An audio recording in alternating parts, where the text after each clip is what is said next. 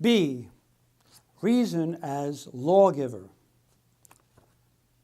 Self-consciousness now confronts as its object a community or ethical substance which has being only as the action of each and all. An ethical substance Hegel identifies as, quote, the absolute matter in hand, what absolutely really matters. It is the true and is what is authoritative.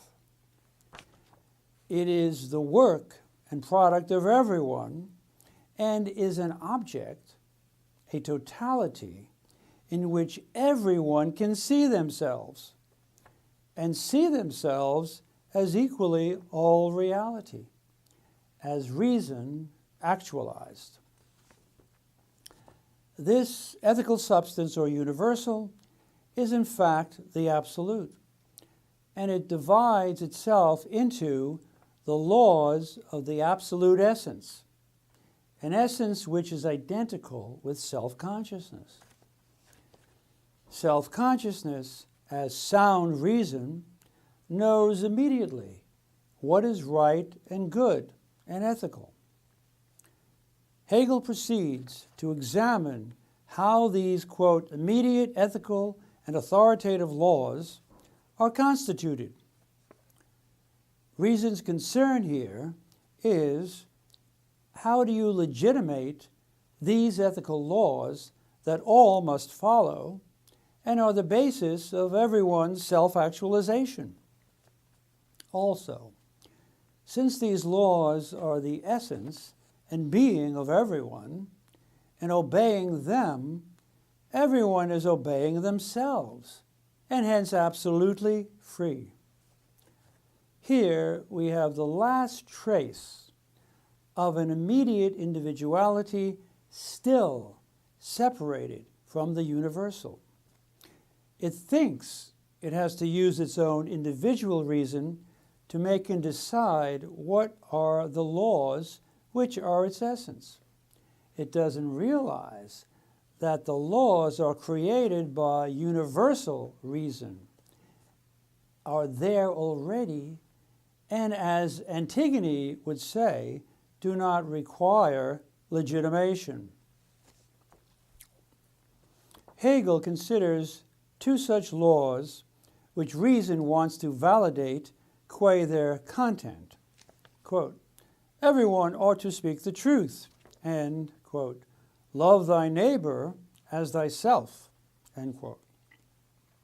In brief, the problem is that these laws must immediately be qualified, in which case they lose their universality and moral force. They no longer apply to everyone as they stand. Everyone ought to speak the truth, that is, if he knows what the truth is, which prompts the question, how can he be convinced that he knows the truth? And to love thy neighbor as thyself can only mean to love him intelligently, to do good to him and not harm. But how does one know what is really good for another person?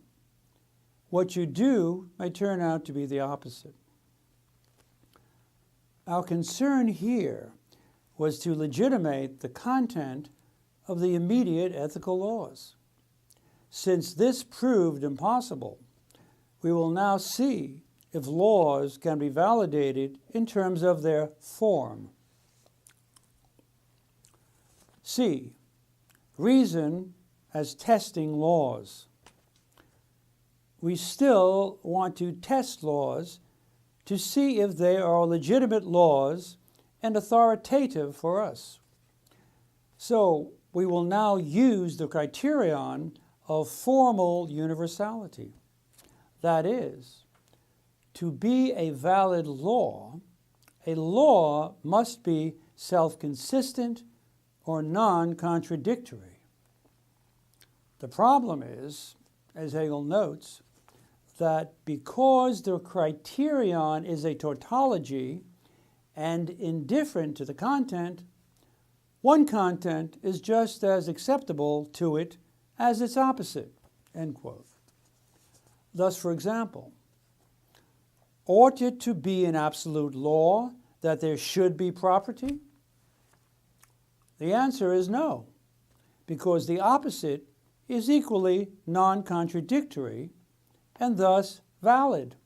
That everyone have and respect property is of itself non-contradictory. But so is the opposite, that there be no property, that all things be owned in common. The two laws thus contradict each other, and neither can be an absolute law. The upshot is that you cannot test whether something is a law or not by using a formal criterion of non-contradiction, by using which anything is able to pass the test and qualify as a law. As Hegel notes, quote, "The criterion of law, which reason possesses within itself, fits every case equally well, and is thus, in fact, no criterion at all." Hegel goes on to say, "It would be strange, too, if tautology, the maxim of contradiction, which is admitted to be only a formal criterion for the knowledge of theoretical truth, i.e. something which is quite indifferent to truth and falsehood, were supposed to be more than this for the knowledge of practical truth," end quote. Thus, what we have been witnessing here is a reason still entangled with immediacy and particular individuality, one which has not yet liberated itself to pure universality. Consequently, consciousness finally finds itself ready to put its merely individual aspect behind it. Moreover, quote, "The law, in truth, is equally an eternal law, which is grounded not in the will of a particular individual, but is valid in and for itself.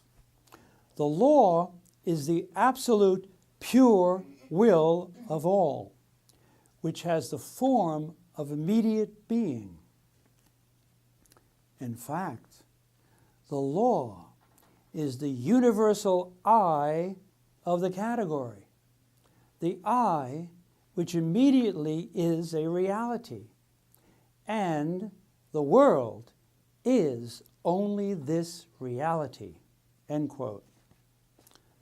Amazingly, what Hegel is in fact saying is that the I, or the category, is the world itself, something he repeats in the opening line of Spirit.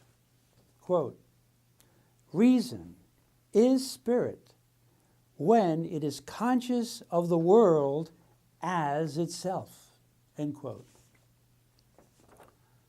We'll obtain a deeper understanding of what all this means when we take up next time B.B. Spirit and ethical life, and finally see the realization of reciprocal recognition and Reich Gottes. Thank you.